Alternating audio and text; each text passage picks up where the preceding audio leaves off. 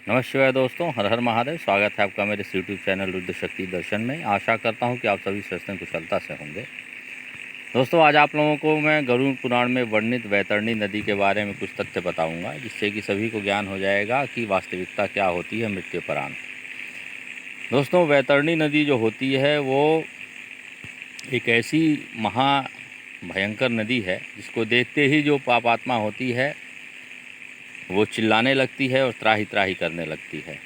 वैतरणी नदी का स्वरूप आपको बता दूं दोस्तों कि ये जो नदी है वो बहुत ही गहरी होती है, जिसका कोई थाह नहीं होता। अथाह नदी है ये, और इसका जो लंबाई है वो 100 योजन की लंबाई है इसकी।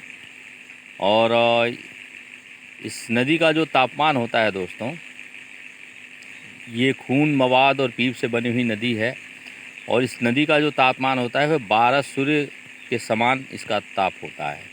तो इससे आप अंदाज़ा लगा सकते हैं कि 12 सूर्य इतना ताप कितना होगा इस नदी का।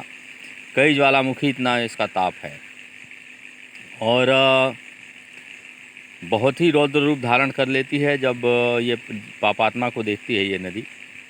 और इस नदी में दोस्तों अनगिनत जहरीले जीव होते हैं, और जैसे ही शरीर धारण करा करके जीवात्मा को इसमें धक्का दिया जाता है दोस्तों, वो जीव बुरी तरह से उस पापात्मा को काटने प्रारंभ कर देते हैं, जिससे कि जीवात्मा बुरी तरह से चिल्लाता रहता है। लेकिन उसी में जो यमदूत होते हैं उसको धक्का देते हुए ले जाते हैं। 100 योजन तक उसको अथाह कष्ट झेलना पड़ता है। जहरीले जीव काटेंगे, जो तापमान होगा तेल के समान खौलता हुआ, रक्त जो होगा उसमें तो पूरे शरीर को जला करके असहनीय पीड़ा देने लगता है। और इसका वर्णन करना ही शब्द नहीं है दोस्तों कि कितनी पीड़ा होती होगी जीवात्मा को। और ये सभी पापियों के लिए, क्योंकि यमपुरी में जाते वक्त पहला जो स्थान होता है ये वैतरणी नदी का ही होता है। यहीं से आपकी जो पीड़ा होती है उसे प्रारंभ किया जाता है। पीड़ा तो शरीर से निकलने के बाद ही प्रारंभ हो जाती है, लेकिन जो पहली अथाह पीड़ा जो है वो वैतरणी नदी से ही आपको मिलनी प्रारंभ हो जाती है, जो भी पापात्मा होते हैं। तो दोस्तों, अब ये प्रश्न उठता है कि इस नदी से बचने का क्या उपाय है। देखिए दोस्तों, नदी से बचने का उपाय तो एक ही है कि धर्म आप करें, सभी का कल्याण करें। अगर जो आप ये सब सही से कर्म करेंगे तो आप वैतरणी नदी के तट पर आएंगे ही नहीं, क्योंकि जो आपके इष्ट के गण होंगे वो आपको इष्ट के लोक में ले जाएंगे।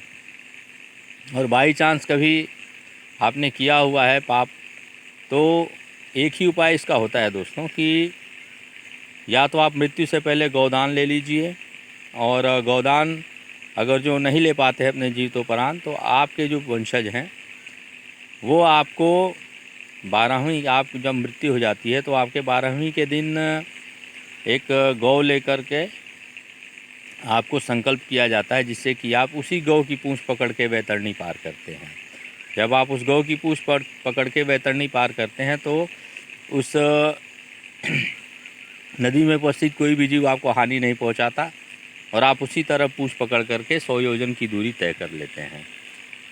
तो ये महिमा होती है गौ माता की, जिसका वर्णन आप गरुड़ पुराण पढ़ेंगे तो मिलेगा इसको। तो आप कर्म सही करेंगे तो आपको वैतरणी नदी का कष्ट नहीं झेलना पड़ेगा। तो ये कुछ तथ्य थे वैतरणी नदी के, जो कि 100% कटु सत्य है दोस्तों। फिर मौका नहीं मिलता है आपको सुधरने का, कोई वहाँ पे नहीं सुनता आपकी चीख पुकार। तो कर्म सही करिए, कल चपट छोड़िए, धर्म में तत्पर रहिए, सभी का कल्याण करिए। यही उपाय है बचने का वैतरणी नदी से। तो आशा करता हूँ वीडियो पसंद आएगा। चैनल को सब्सक्राइब करते रहिए, वीडियो शेयर से अधिक कर दीजिएगा, इससे सभी को ज्ञान हो सके वैतरणी नदी। धन्यवाद। हर हर महादेव। जय माता दी।